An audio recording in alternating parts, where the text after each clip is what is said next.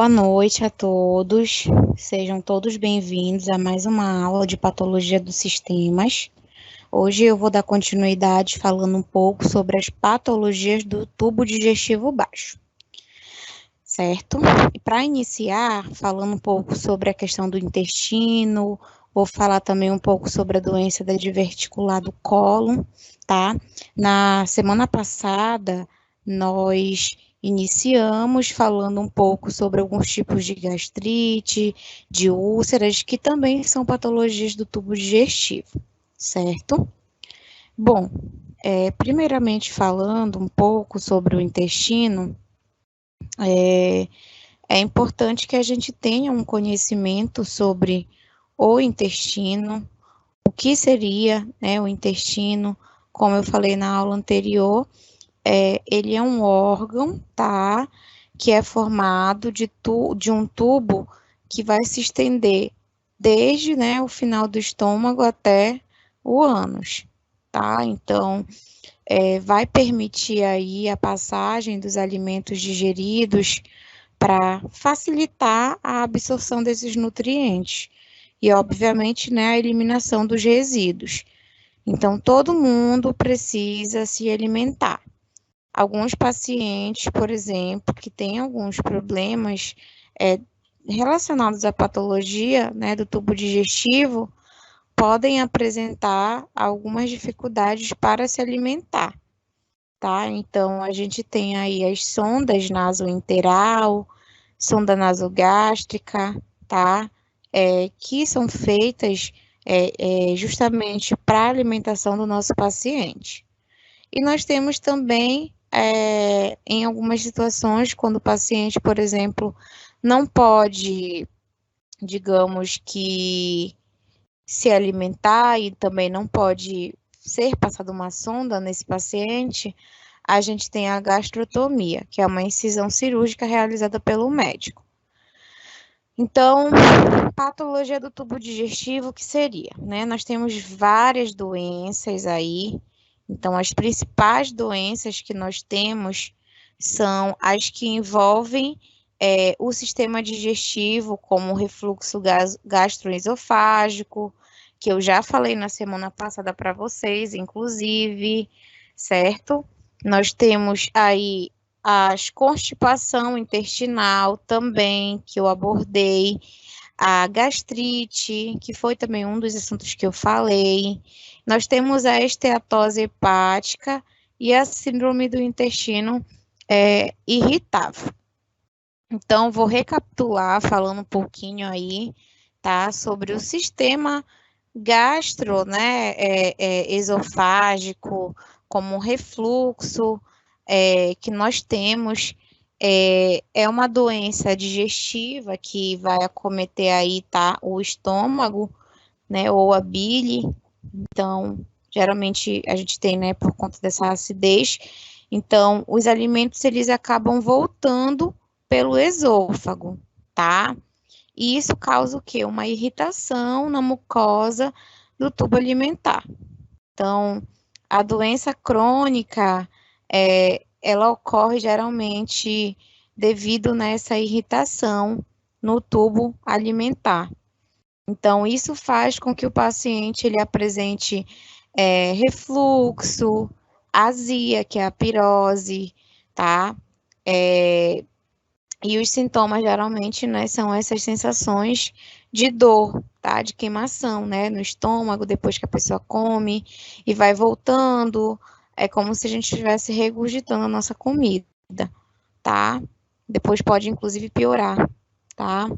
Então, a gente tem aí tratamentos para refluxo, eu, inclusive, já tive refluxo gastroesofágico, melhorei apenas com medicação, tá? Prescrição médica de um gastro, e geralmente nessa prescrição ela é temporária, então eu melhorei. Essa medicação, ela pode ser mais forte em algumas situações, né? Depende muito das condições do paciente, do desenvolvimento também, né, do paciente em relação ao conteúdo do estômago, desse retorno, tá, né, para o esôfago. E isso provoca alguns sintomas um pouco, né, desagradáveis, digamos assim, complicados. O ideal é que o paciente ele passe com um gastro para que ele faça essa avaliação e esse diagnóstico para posteriormente fazer, né, o seu tratamento, tá? Então, nós temos também aí a constipação intestinal. Constipação, eu acho que muita gente já teve, tá? Intestinal, certo? E o que que seria? Essa constipação, ela é quando o paciente, ele evacua, né, menos de 3 vezes por semana. Ou ele tem alguma dificuldade aí para evacuar, tá? Isso pode também estar muito relacionado ao tipo de alimento que o paciente, ele come diariamente, mas principalmente, por exemplo, pacientes que estão desidratados, pacientes que possuem uma baixa ingestão de fibras, tá? Pacientes sedentários, ou até mesmo, né, com efeito de alguns medicamentos, né, efeitos colaterais de alguns medicamentos. Nós temos aí alguns tratamentos, mas a orientação que a gente vai realizar, muito básica de enfermagem, é para que o nosso paciente ele beba mais líquidos, tá? Então, ingerir bastante líquido, água, suco, tá? E comer mais alimentos ricos em fibras, certo?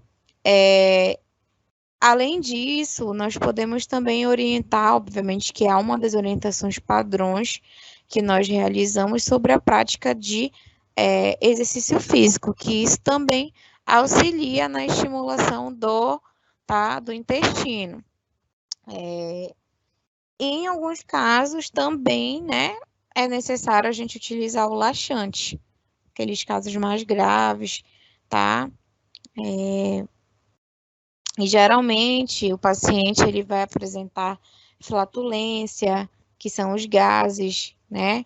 Edema, que é um inchaço, dor no estômago, cãibras, mas esses sintomas eles podem variar muito, né? Porque, por exemplo, tem paciente que tem dificuldade em esvaziar o estômago, né, o intestino, sem muito esforço. Então, a sensação é de que o paciente ele é como se ele fosse incapaz de esvaziar sozinho, né, o intestino.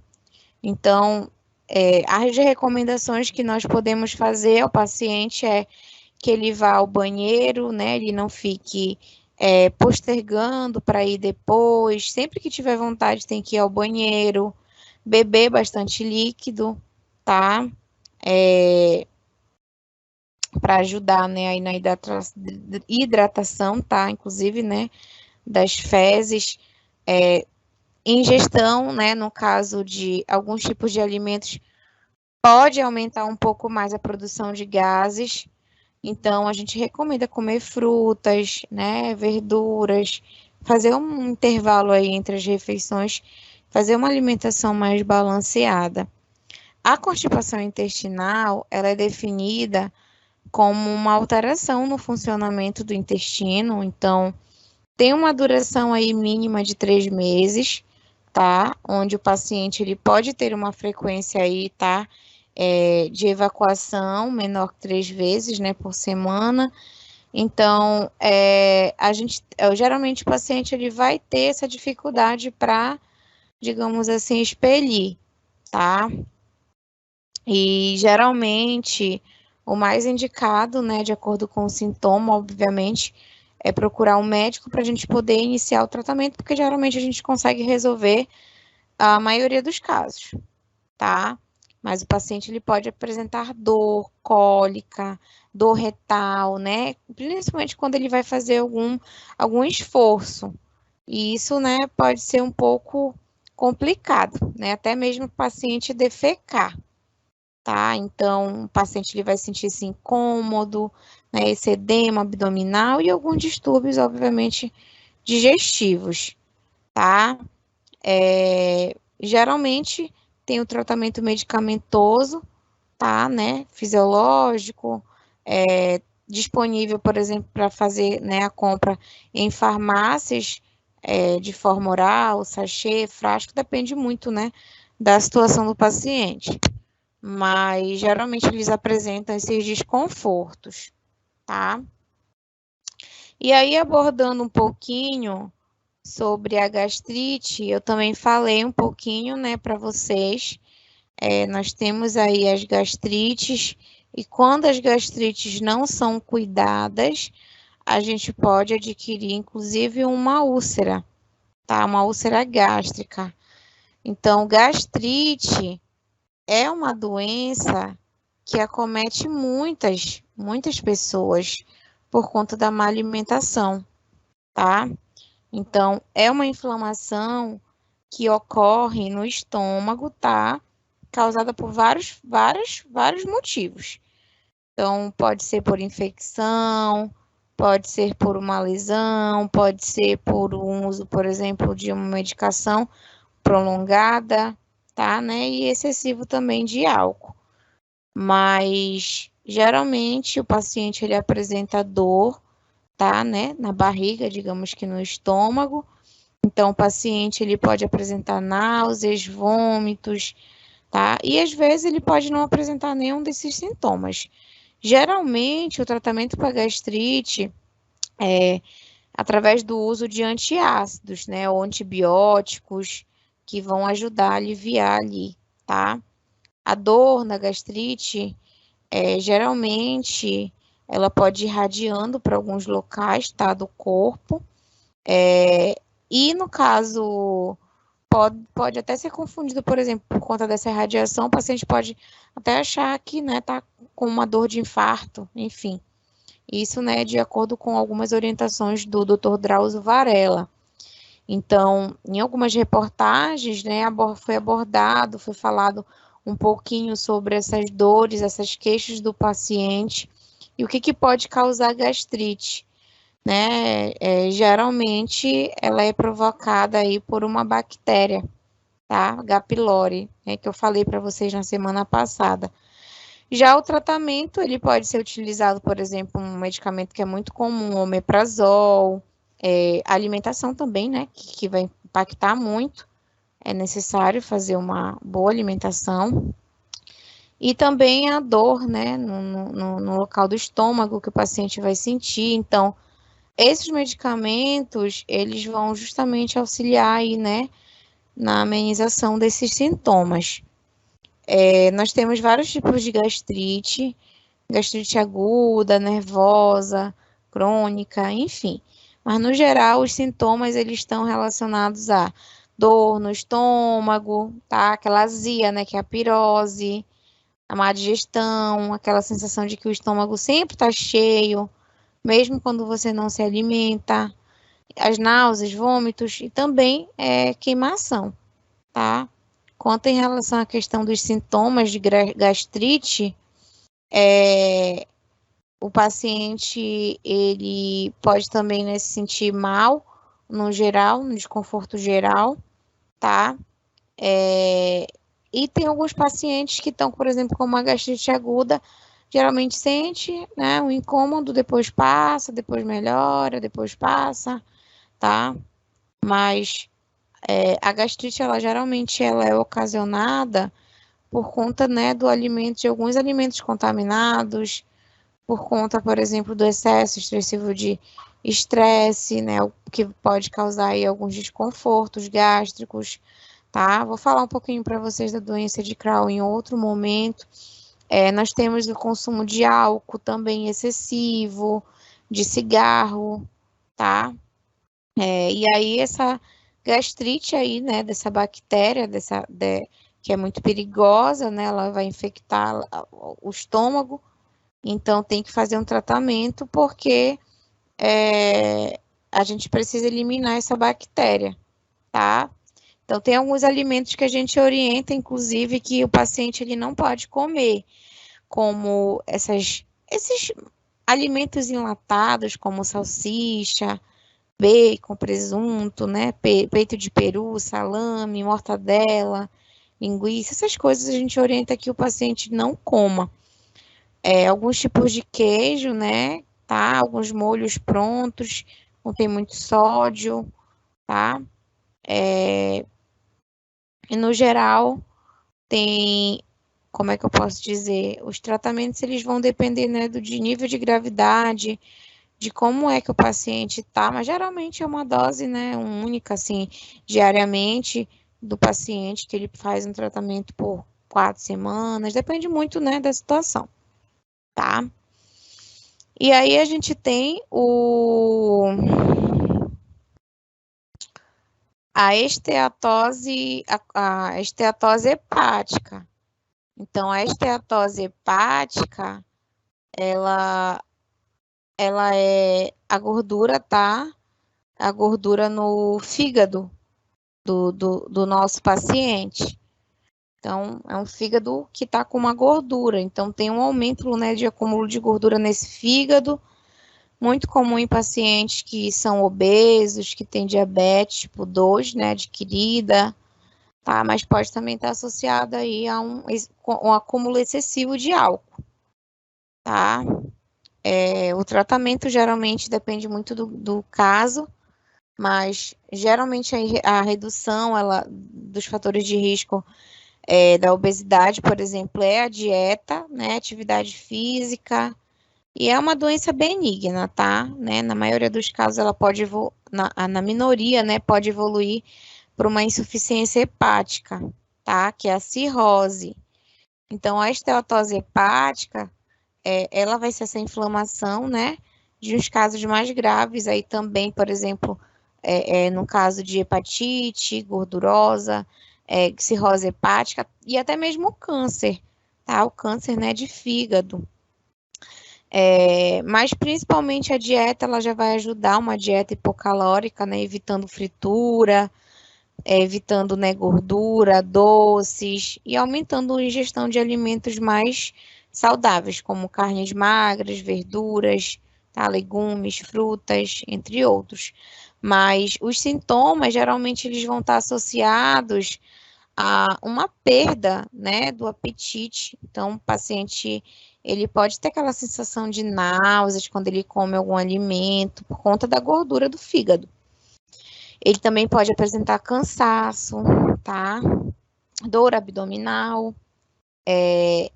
E o ideal é que a pessoa ela perca 10%, por exemplo, do seu peso, né? De acordo com algumas informações de alguns hepatologistas.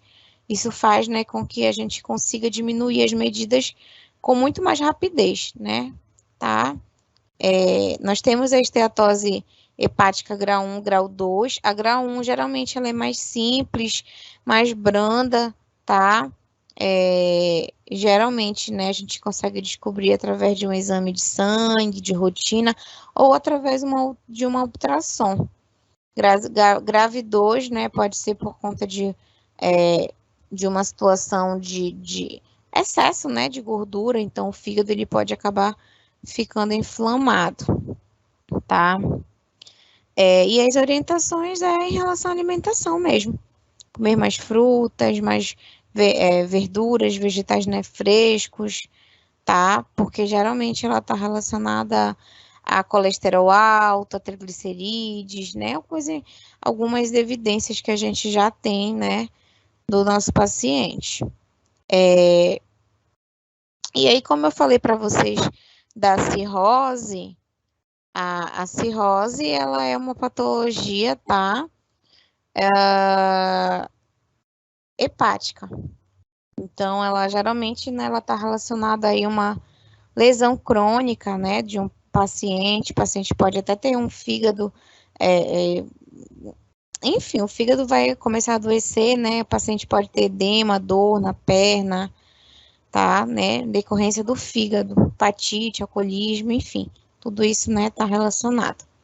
O paciente ele pode apresentar, por exemplo, até a pele amarelada, né? Icterícia, sangramento, tá? Gastrointestinal, dor, confusão mental.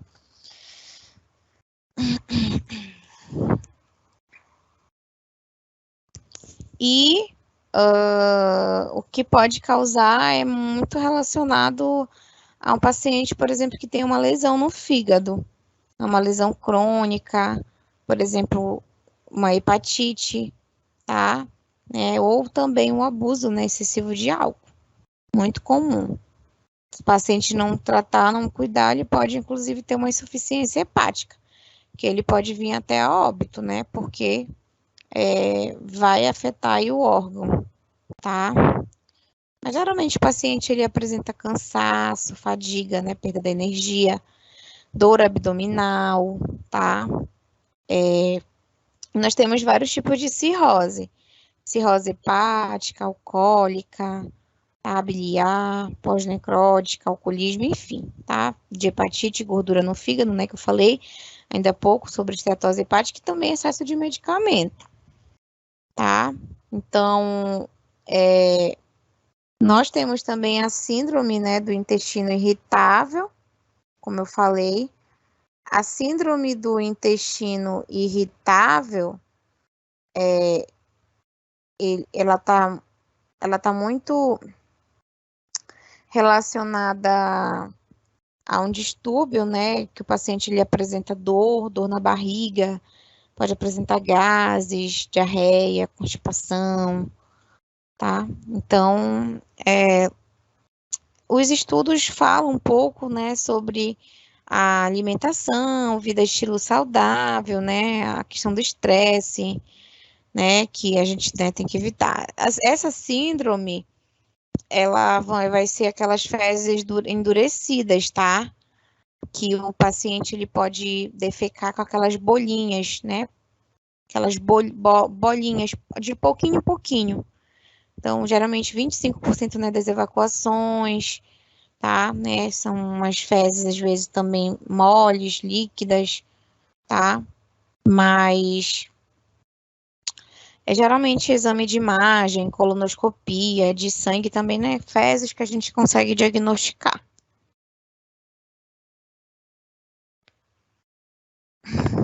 Tô um pouquinho tonta. Tá. Tela do computador.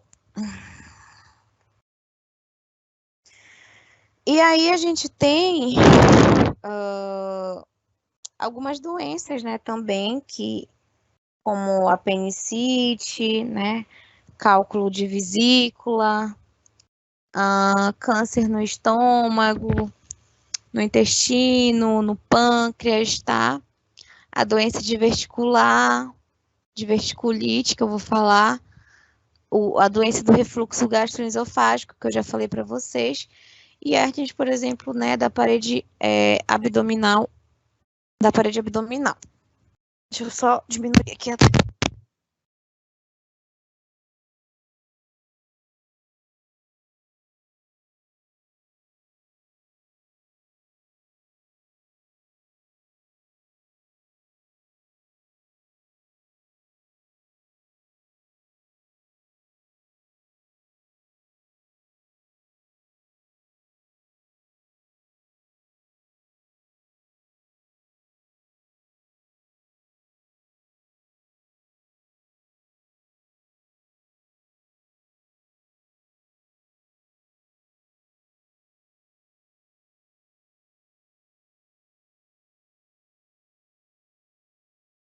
um dos órgãos, assim, bem grandes, de comprimento. Então, o paciente ele vai apresentar azia, quando ele tem, né, problema intestinal, vômito, aquela sensação, né, de estufamento, de dor, né, abdominal. Pode apresentar também cólica, diarreia, tá? E em alguns casos, né, gases, fezes, que são alguns sinais de alertas para a gente saber, né, se o nosso intestino ele está funcionando normal ou não. A gente tem também aí a presença de sangue, perda de peso, tá, né, que geralmente é um dos motivos de atenção que a gente deve ter com o nosso paciente, muito comum em paciente oncológico, tá? Então, a presença desse sangue, o intestino também, né, que ele vai ser dividido em intestino delgado, grosso, Então, o intestino delgado, ele vai ser responsável pela absorção dos nutrientes. Já o intestino grosso, ele vai ser pela absorção da maior parte de água, que vai, né, dando essa consistência aí em relação às nossas fezes. Nós temos algumas outras doenças digestivas, como a calasia, que eu já expliquei para vocês, a cirrose, né, que eu falei ainda há pouco. Nós temos a doença celíaca também, tá?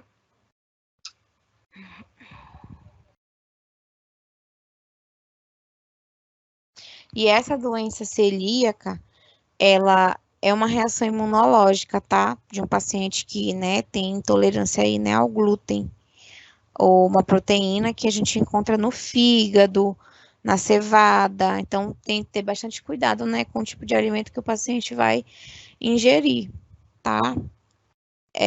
Essa reação imunológica, ela, né, ao glúten, ela pode causar uma inflamação, e isso vai danificando o revestimento do intestino delgado, podendo causar aí algumas complicações.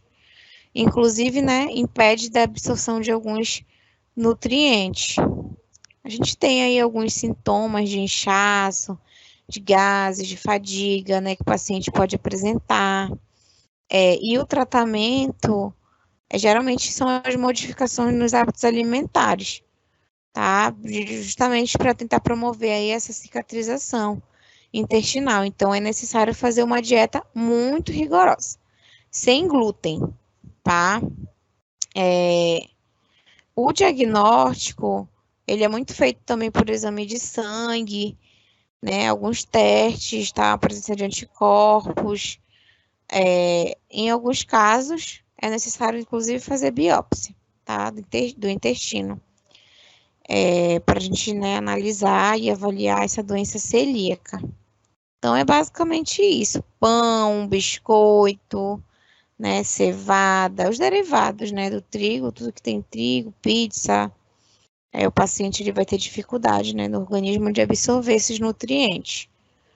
Então, a doença celíaca, ela é diagnosticada, né, em relação aos meios de exame, de biópsia também, questão de endoscopia, tá, digestiva, né, que é mais comum ser realizado. A gente vai orientar sobre a bebida alcoólica que não deve ingerir também, né, cevada, cerveja, tá? Farinha de trigo, enfim. E geralmente o paciente, né, ele tem essa dor abdominal, essa perda de peso, né, relacionado ao sistema digestivo. Então, ele pode ter azia, pode ter inchaço, pode ter cansaço, alergia, né, que vai aparecer, tá? E geralmente tem que ter bastante cuidado em relação à alimentação, tá? Em alguns casos, a gente tem, né, um aumento aí de um risco do câncer de intestino, que pode, por exemplo, ser relacionado ao linfoma e o adenocarcinoma, tá? Mas a gente orienta, né, sobre essa dieta livre do glúten, para que a gente possa fazer essa redução aí desse câncer, de possibilidades, né, de câncer a essas pessoas, né, que têm a doença celíaca, tá? Deixa eu ver aqui o mais. Nós temos a doença diverticular do cólon, tá? Que é uma existência dessas bolsas, né, formadas externamente à mucosa e a submucosa colônica pela camada muscular do colo. O que seria isso? Essa doença, ela é uma afecção que vai ocorrer na herniação, tá? Na mucosa lá do intestino grosso. Então, o que o paciente, né, vai apresentar? Algumas condições clínicas, né, em relação à presença de vertículos que a gente identifica.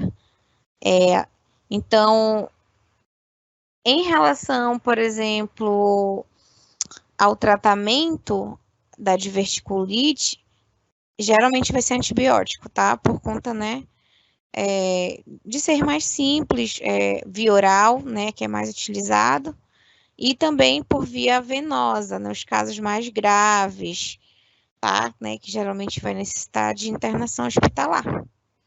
Então, em alguns casos, geralmente a gente consegue fazer um tratamento clínico, tá, em torno, né, de 7 a 10 dias, e vai lesionando lá o intestino, vai promovendo também um abscesso no local, que isso pode contribuir aí para uma proliferação de bactérias, tá? E, consequentemente, tem um risco aí de infecção.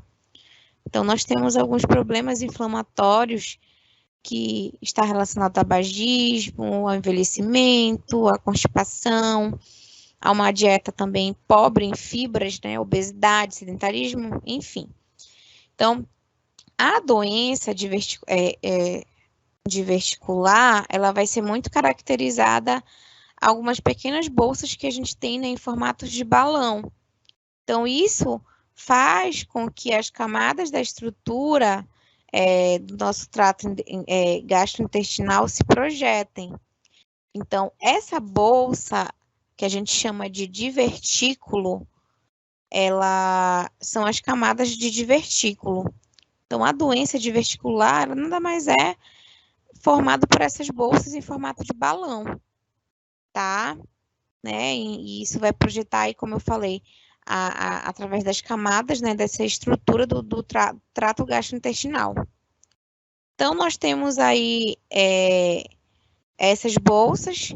Então, o local mais comum que vai ocorrer nessa formação aí de divertículos é o intestino grosso, o cólon, tá? Né? Os divertículos do colo, que nós chamamos, eles vão ocorrer principalmente nas camadas mais internas do intestino, então isso faz com que se projetem, irradie para as camadas musculares externas e pode desenvolver também no esôfago, tá? Que a gente chama de bolsas esofágicas, desculpa, que são os divertículos também.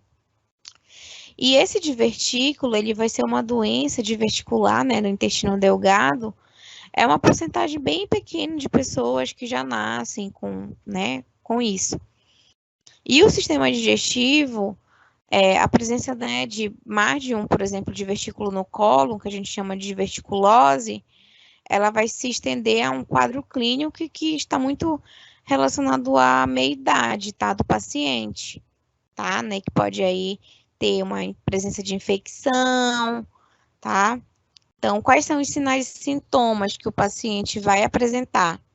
Geralmente ele apresenta dor, tá? Que pode ser acompanhada por náuseas, por vômitos, por febre, tá? Né? Algumas vezes a gente tem alguns sintomas, né, urinários que podem estar relacionados, por exemplo, à irritação da bexiga, tá? Pode também haver, né, os sinais peritoneais, né, de dor, tá? De descompressão, abscesso, né, perfuração livre, enfim.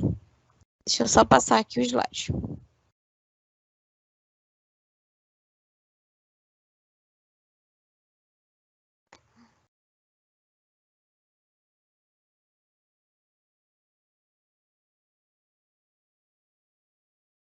Então, aqui nós temos a especificação da diverticulose, que ela não é congênita, mas muito comum entre homens e mulheres acima de 60 anos, e ela é rara entre pacientes aí, né, de pessoas abaixo dos 30 anos de idade.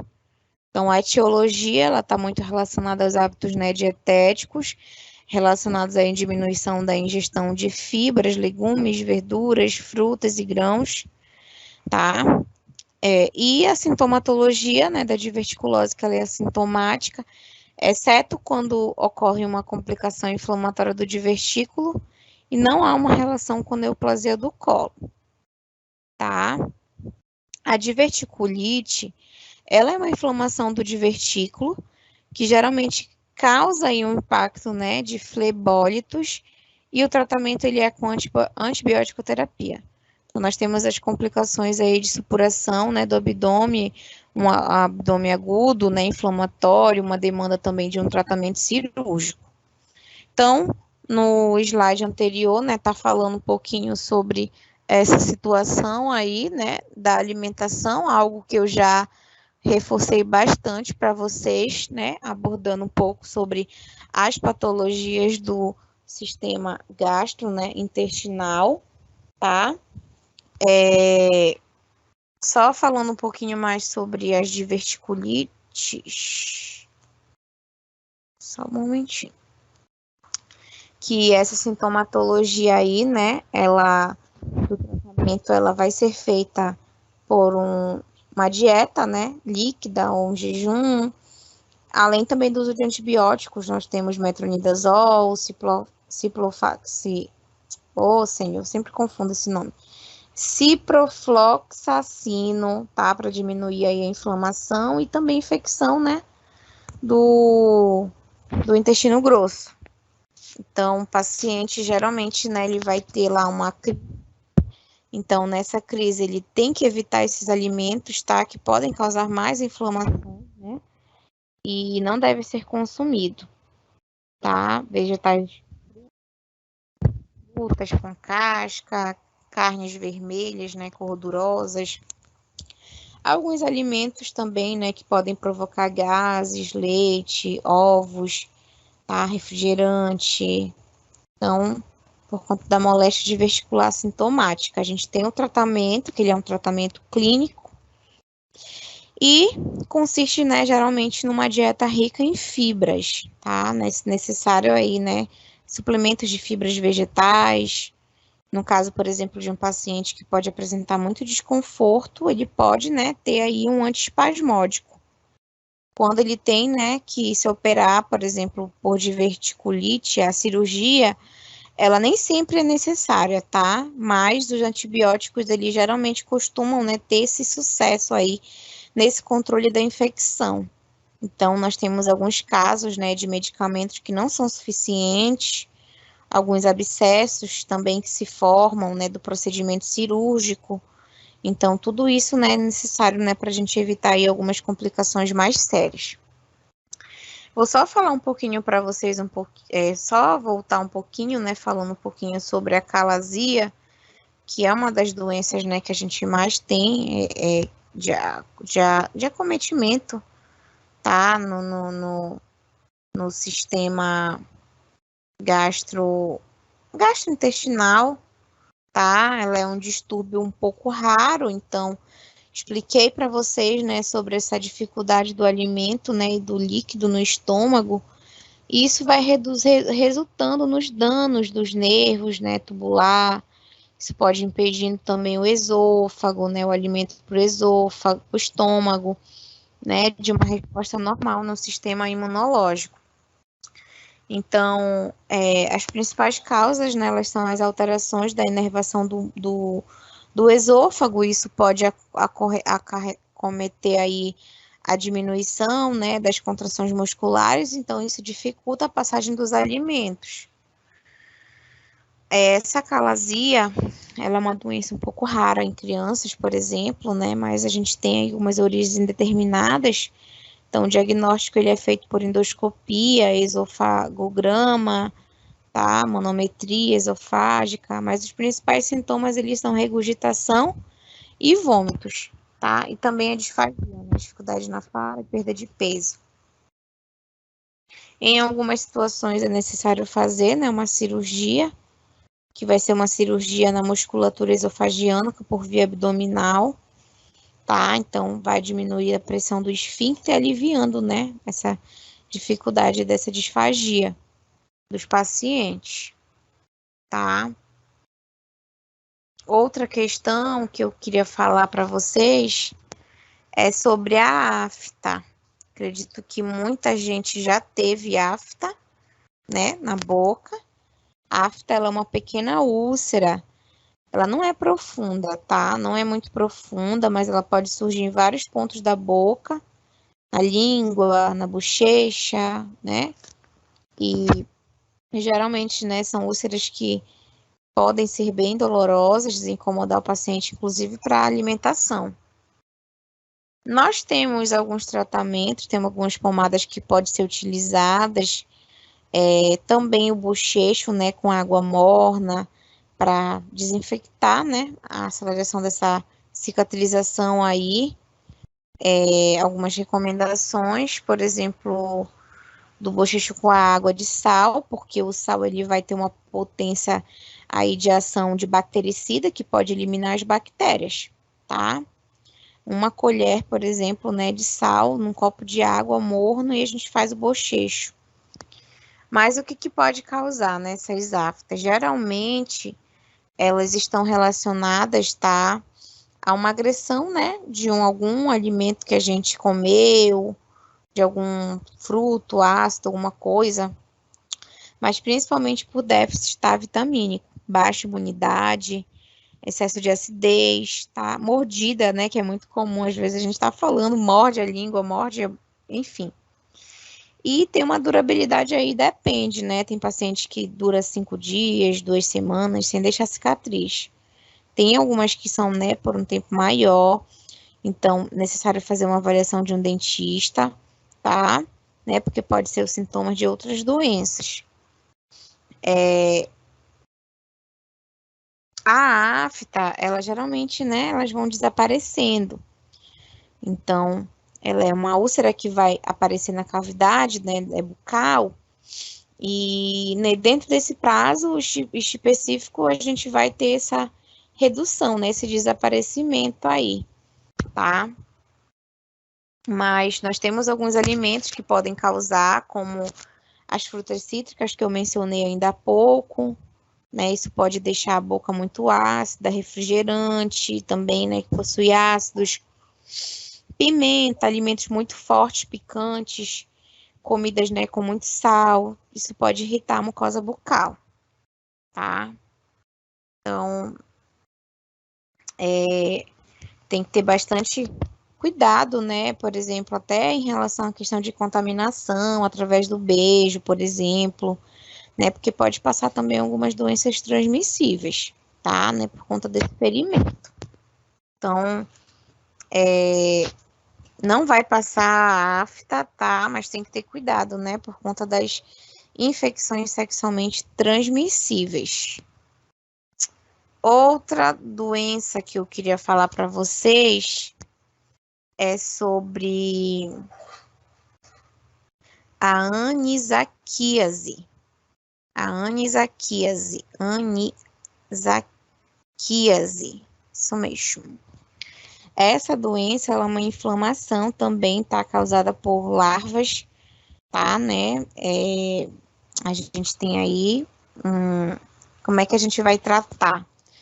Ela geralmente é tratada durante endoscopia, tá? A gente vai identificar, né, o parasita que vai, né, ser inserido aí no tubo, né, do endoscópio, que vai chegar, né, até o estômago e tentar remover essas larvas.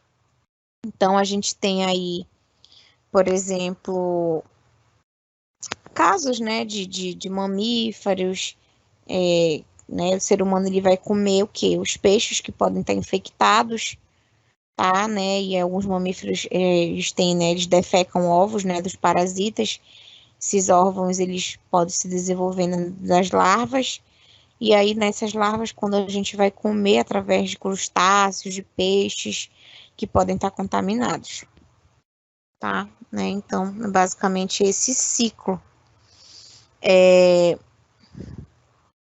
E o período de incubação, geralmente é de 1 a 2 semanas, tá, né, tratamento, né, gastrointestinal. E aí a gente tem, por exemplo, algumas, né, verminoses em peixes que são consumidos, né, por conta do alimento ser mal cozido, contaminado, tá? Então tem que ter bastante cuidado, né, com a higienização do alimento em si. Tem, né, cuidado também com o sushi, tá?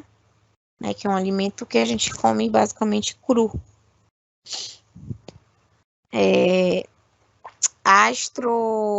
Deixa eu ver aqui, outra doença que é muito comum também, o astrovírus, tá? O astrovírus, ele geralmente tem aí uma resistência, tá? Só um momentinho.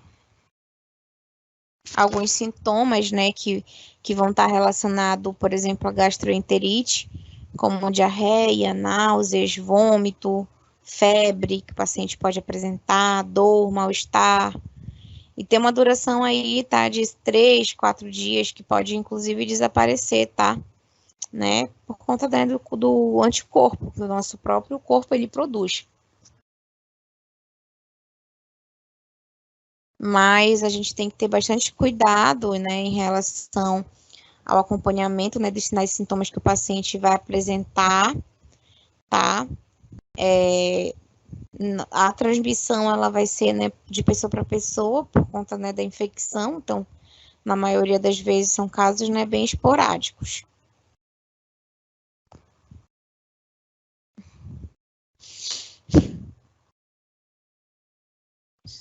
Por exemplo.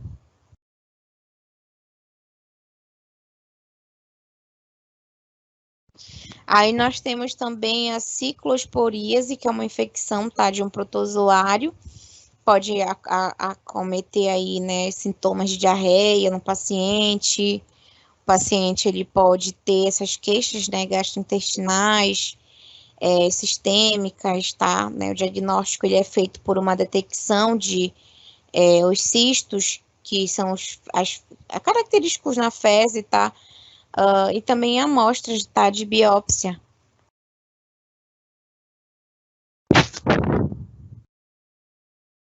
Os sintomas, eles estão muito relacionados à diarreia, né? Como eu falei, febre, cólica, náuseas, anorexia, mal-estar, tá? Do paciente.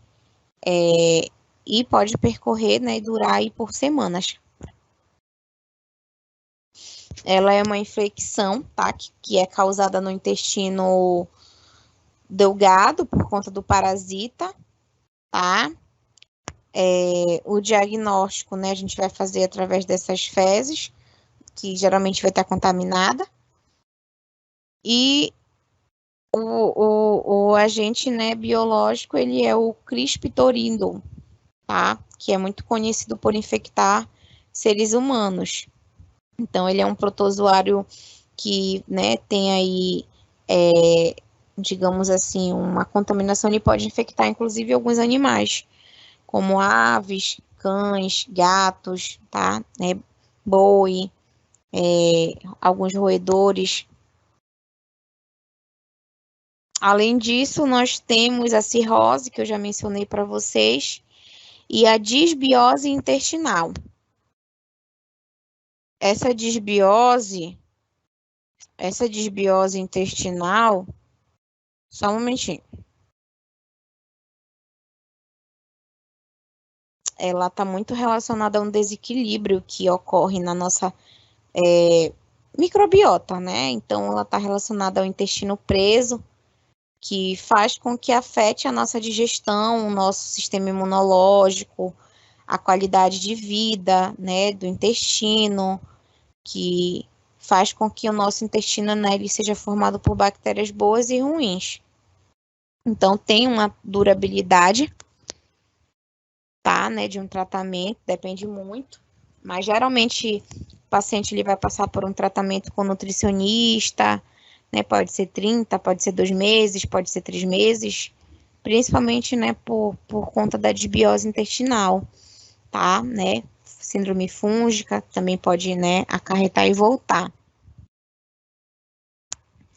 A gente tem aí alguns tratamentos, algumas orientações sobre ingestão de líquido, tá, né? No máximo 150 ml de líquido durante as refeições, evitar muitas misturas na refeição, aumentar o consumo de frutas, verduras, não incluir, por exemplo, um alimento natural, porque a gente tem a retirada, né, máxima aí desses alimentos, como, por exemplo, farinha, açúcar, né, por conta da industrialização da alimentação.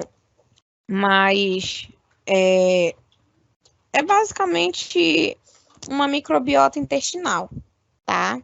Né? Por conta de algumas bactérias que vão habitar lá no nosso, que habitam, né, no nosso trato gastrointestinal. Então, medicamento, geralmente, né, é o uso de probióticos, né, tá? Que tem, né, se mostrado bastante eficaz, e também da manutenção da microbiota intestinal. Então, a gente tem alguns probióticos que são micro-organismos vivos, né, de bactérias, de leveduras, tá? Em relação à desbiose, por exemplo, a gente orienta, né, que o paciente ele seja tratado individualmente. Então, vai ter que ser evitado corante, alimentos com corantes, conservantes, tá? Né? Carnes vermelhas, alimentos muito gordurosos, alguns alimentos também, como por exemplo, leite, ovos, soja, né? Alguns alimentos embutidos, tudo isso deve ser evitado. Geralmente, a gente tem, né, alguns tipos de exames que a gente vai detectar, então, as melhorias clínicas geralmente vão ser os tratamentos antibióticos e, em alguns casos, né, até mesmo quimioterápicos, tá? Para embasar essa intervenção aí desses prebióticos, certo? Então, fazendo aí um acompanhamento, nós já falamos bastante sobre algumas patologias, né, gastrointestinais. Na semana que vem a gente vai falar um pouquinho sobre enterocolite, tá? Algumas patologias, né, hemorroidas, isquemia mesentérica. Vou só colocar aqui só um momentinho.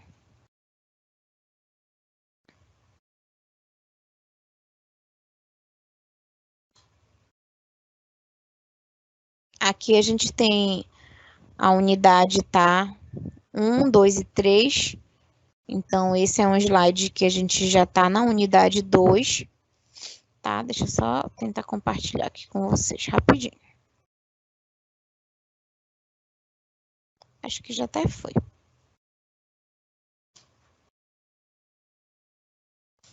Então, aqui a gente tem, né, como eu falei para vocês, algumas especificações. Então, hoje nós falamos um pouquinho, né, sobre essas alterações aí, tá?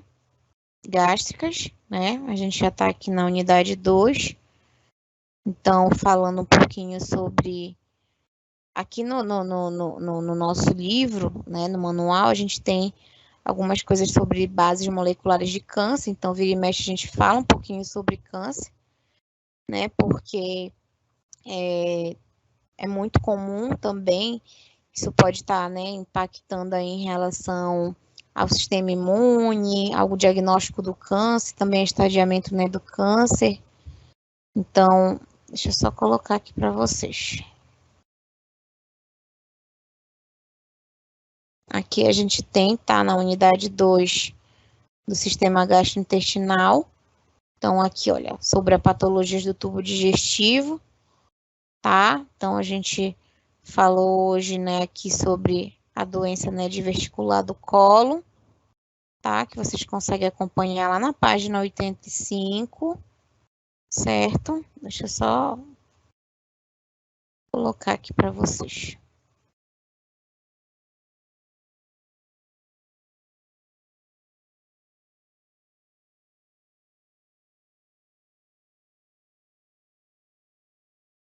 Então, aqui, ó, a gente falou um pouco sobre a atresia, né? Já falamos também sobre as fístulas, né, digestivas, tá? Falamos na semana passada.